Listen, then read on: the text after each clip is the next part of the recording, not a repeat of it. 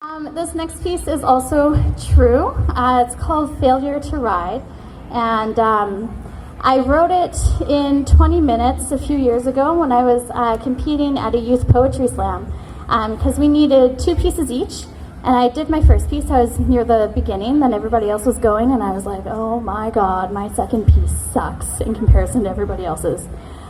So I whipped this up during the break. Hi. My name is Shayli Robinson.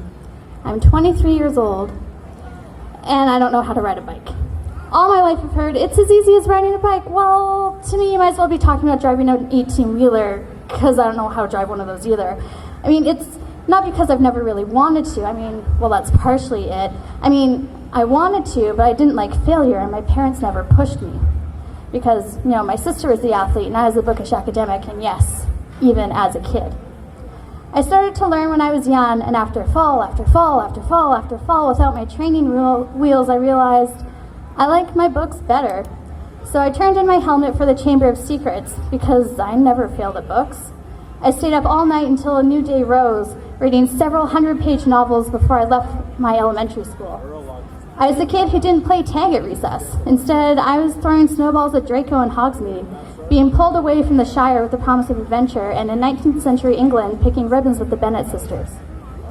Then I grew into a teenager and depended on my feet and my bus pass to get me places.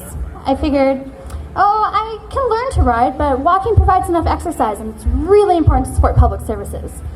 I was really hiding behind being afraid of falling again, because, you know, anxiety. And then my creepy uncle gave me a rusty bike for graduating high school.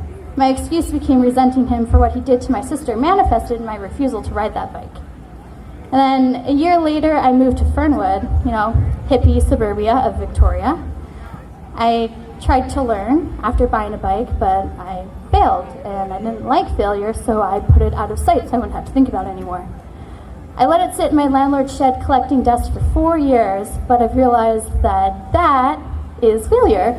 So now I'm a self-deprecating perfectionist caught in a catch-22. I realized I'm 23 years old and I can teach children about reconciliation and repatriation, but I don't understand the simple gears of a bike, and maybe I should change that.